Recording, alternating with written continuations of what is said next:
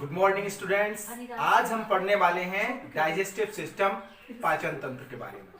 सबसे पहले आपको बता दें कि पाचन वो प्रक्रिया है जिसमें भोजन को मुंह में चबाकर छोटे छोटे टुकड़ों में तोड़ा जाता है, लेकिन वो टुकड़े हमारी आंत की दीवार द्वारा अवशोषित करने लायक नहीं होते। इस कारण से भोजन के अणुओं को, जो मैक्रोमोलिक्यूल्स हैं, बड़े बड़े अणु हैं, उन बृहद अणुओं को छोटे छोटे आकार के अणुओं में, इतने छोटे अणुओं में विभाजित करना आवश्यक होता है कि उन्हें हमारी आंत की दीवार अवशोषित कर सके। और इस तरह से भोजन के अणुओं को अवशोषित होने लायक छोटे अणुओं में तोड़ना ही पाचन कहलाता है। तो आज हम पाचन तंत्र के बारे में पढ़ने वाले हैं। सबसे पहले आपके सामने एक चित्र दिखाई दे रहा है। एक बार आप उस चित्र को रिवाइज करेंगे, फिर आगे आपको बताया जाएगा। आप देखते हैं, अपने जीवन में भी, अपने शरीर में भी इसका अनुभव कर सकते हैं कि सबसे पहले हमारा भोजन अंदर जाता है, जो अंतर ग्रहण किया जाता है भोजन का, वो होता है मुख द्वार द्वारा। तो मुख द्वार से भोजन अंदर लिया और दांतों ने उसे पीसा। दांत उसे पीसे उसी समय लार ग्रंथियां जुड़ी होती हैं हमारे मुख में। कुछ 3 जोड़े लार ग्रंथियां होती हैं, 2 जोड़े ऊपर की साइड, 1 जोड़े नीचे की साइड। उन लार ग्रंथियों से लार जो निकलती है वो भी भोजन में मिक्स हो जाती है और भोजन को लसीला, लुगदी जैसा बनाती है, ताकि वो आसानी से निगला जा सके। इस लार में कुछ एंजाइम भी होते हैं, टाइलिन एंजाइम, जो हमारे भोजन में उपस्थित कार्बोहाइड्रेट का पाचन करने का काम करते हैं। तो इस तरह से मुख गुहा में भोजन को पीसा गया है और उसमें लार मिलाई गई है, लुगदी बनाई गई है। इसके बाद हमारा भोजन ग्रसनी से होते हुए ग्रसिका में प्रवेश करता है।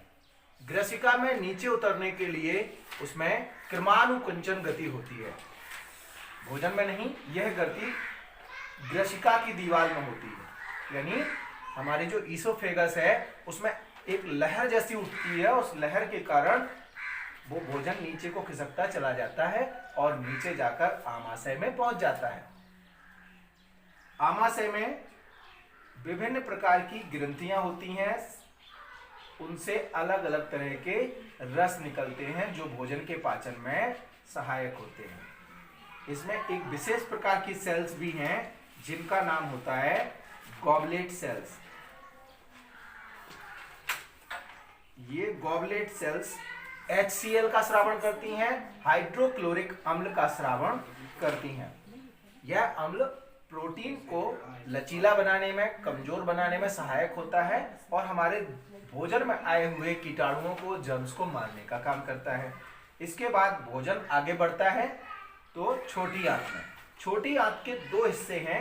एक है पहला हिस्सा, ये आड़े यू आकार की नली है जिसे ड्यूडेनम बोला जाता है, और दूसरा ये कुंडलित नली जो दिख रही है बहुत लंबी होती है, इसे हम इलियम बोलते हैं। तो भोजन ड्यूडेनम में आया, जहां इस यकृत से निकलने वाला पित्त रस भोजन में मिलाया जाता है। यकृत में जो पित्त रस बनाता है दिन भर, वो गॉल ब्लैडर में स्टोर करता है, पित्ताशय में स्टोर करता है। ये पित्ताशय है और भोजन में उड़ेल देता है। भोजन में ये पित्त रस मिक्स होने पर भोजन में जो अम्ल था अभी, वो अम्लीयता खत्म कर देता है, उसे न्यूट्रल कर देता है, और फिर पैंक्रियाज यानी अग्नाशय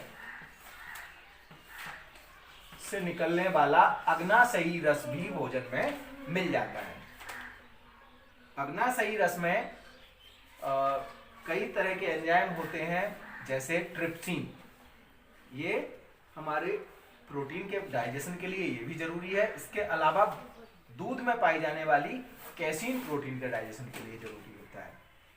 और अग्नाशयी टाइलिन भी निकलता है जो कार्बोहाइड्रेट के डाइजेशन में सहायक होता है। आगे बढ़ते हैं तो हमारा भोजन इलियम में आता है, जहां उसका अवशोषण प्रारंभ हो जाता है, डाइजेशन लगभग कंप्लीट हो जाता है। यहाँ अवशोषण प्रारंभ हुआ और रहा सहा अवशोषण हमारी बड़ी आंत में पूरा होता है। भोजन में से अच्छे अच्छे तत्व जितने थे उनको बड़े अणुओं से छोटे अणुओं में तोड़ दिया गया, उसके बाद उसका अवशोषण हो गया। अवशोषण का तात्पर्य है हमारी आहार नाल की दीवार में रक्त नलिकाएं होती हैं, वो उसे अवशोषित कर लेती हैं और सारा अच्छा अच्छा भोज्य पदार्थ के अणु जो हैं वो रक्त में मिल जाते हैं, रक्त में हमारे शरीर में आ जाते हैं। और आहार नाल में, इस नली में केवल जो बचता है वो बचता है रफेज, यानी जो भोजन में जो चीज अवशेष पदार्थ रह गए हैं जिनकी कोई आवश्यकता नहीं है, वो इस बड़ी आंत से होते हुए अंत में मलाशय में पहुंचते हैं और समय समय पर मल द्वारा शरीर से बाहर निकाल दिए जाते हैं। इस तरह से हमारे शरीर में विभिन्न भोज्य पदार्थ जो भी हम लेते हैं उनके लिए ये पाचन तंत्र काम करता है। अब हम पाचन तंत्र को दो भागों में बांटकर देखते हैं। पाचन तंत्र मुख्यतः दो भागों से मिलकर बना है। एक भाग है हमारा आहार नाल और दूसरा भाग है पाचन ग्रंथियां। आहार नाल से जुड़ी हुई पाचन ग्रंथियां। आपने देखा मुख्य द्वार से लेकर यह एक नली की तरह व्यवहार करता है। पाचन तंत्र में जो ये नली है, यहाँ से भोजन मुख गुहा में पहुंचा, फिर ग्रसिका में यानी इसोफेगस में, फिर आमाशय में और ड्यूडेनम, इलियम और अंत में बड़ी आंत और इधर से मलाशय, फिर मलद्वार। ये ऊपर से नीचे तक हमारे शरीर में एक नली है जिसे हम आहार नाल बोलते हैं। और आहार नाल के साथ आहार नाल में हटकर जुड़ी हुई हैं बहुत सारी ग्रंथियां। जैसे वहां हमने देखा था यकृत, वो लार ग्रंथियां, अग्नाशय, और इसके अलावा कुछ आहार नाल के अंदर भी ग्रंथियां होती हैं।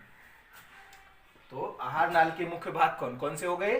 मुख द्वार, मुख गुहा, ग्रसनी, ग्रसिका, आमाशय और ड्यूडेनम और इलियम। इन दोनों को मिलाकर छोटी आंत बोली जाती है।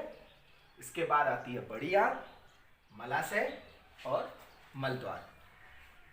पाचन ग्रंथियों की बात करते हैं। मुख में सबसे पहले लार ग्रंथियां, फिर गैस्ट्रिक ग्रंथियां या इन्हें जठर ग्रंथियां कहते हैं, जो हमारे आमाशय में स्थित होती हैं। आमाशय में जठर ग्रंथियों के साथ साथ गॉबलेट सेल होती हैं कुछ, जिनमें हाइड्रोक्लोरिक अम्ल निकलता है। अगला है लीवर या यकृत बोला जाता है। यकृत से निकलने वाला पित्त रस पित्ताशय में स्टोर होता है। और पैंक्रियाज ये दिखाया गया था आपको, इसको अग्नाशय भी बोला जाता है। पैंक्रियाटिक रस इससे निकलता है। अगली ग्रंथि हम देखेंगे एक और कि आंत्रीय